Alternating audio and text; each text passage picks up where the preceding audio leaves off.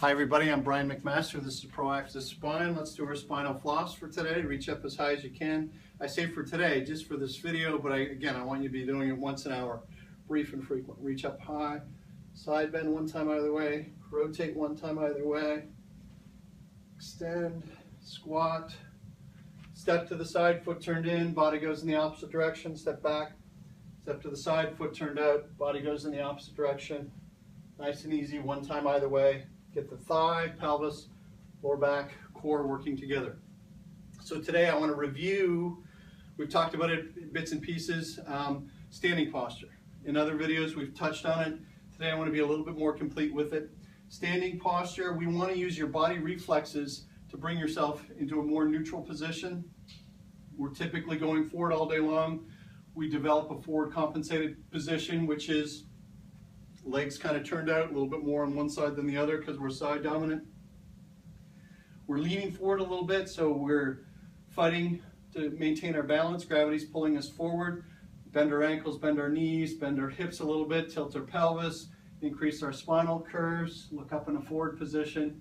All those subtle things we've been doing slowly more and more. Depends on how busy we are, how stressed we are, as to how exaggerated those curves can be. Some of it's anatomy as well. But we want to catch ourselves from doing that and bring ourselves back to neutral. So the other thing that interferes is shoes, and I'll touch on that when we're done this basic explanation.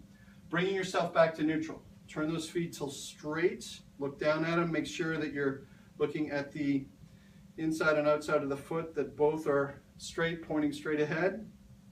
Okay? And then it's okay to look at your arch and see if it's flat or not, and compare when you curl the tips of your toes up and allow that to shift you back 2 or 3 degrees onto the heels and balls of your toes, and then play with letting your back and buttock relax a little bit and have your stomach turn on reflexively to stop you from falling backwards. Because again, when we're in this forward position, we're falling forwards. Back and buttock typically fire to stop you from falling forward. Stomach shuts off and relaxes and increases that lower back curve. We're trying to reverse that reflex. Toes up, shift back, relax the back, engage the stomach. It doesn't hurt to have a wall behind you to catch you, so you can really play with letting the stomach turn on and have the wall back there to catch you.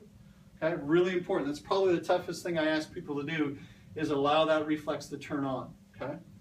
The other thing that's happening in this position, ankles, knees, hips are straightening out. Hip flexors are usually pretty tight and short, big muscles, and we're used to being in this slightly forward position. So it's a lot of effort for us to shut the quadriceps off, stretch the hip flexors off, and let that extend and let this relax. So it takes some practice. I can talk through it quickly, but it's really worth the effort of trying to unwind this and make this easier to become in a more neutral position. So feet straight, curl your toes up, shift your body weight back onto the heels and balls of the toes, relax the back, engage the stomach, let the ankles, knees, and hips straighten out a little bit, shoulder blades down, ribs down, tuck your chin back, string on top of your head, pulling you lengthwise upwards. And that's the position you really want to start your walking from. That upright neutral position, balance front to back, play with that.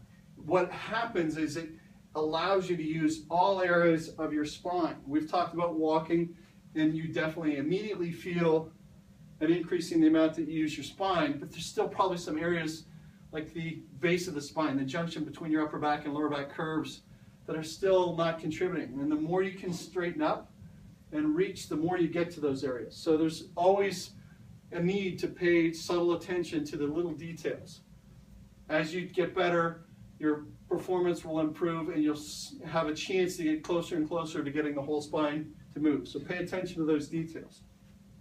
Now the other thing is, a lot of shoes, not just women's high heel shoes, but a lot of shoes, for some reason, have a bit of a heel on them, about a 1/4 inch heel, having the heel higher than the forefoot. Well, I said look at your arches when you curl your toes up and shift your body weight back. When your body weight's back and you center your body weight on the foot, the arch usually comes back up a little bit.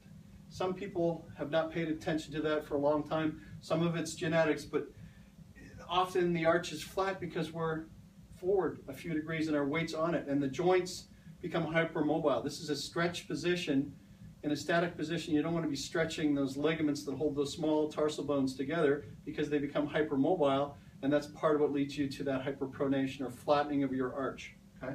So curling your toes up can be a better solution than an arch support and shifting your body weight back. And then the trick is to maintain this upright position throughout your day so that you take stress off that arch and you use that foot ankle through its full range of motion with your upper body being centered in an upright position and doing half the work.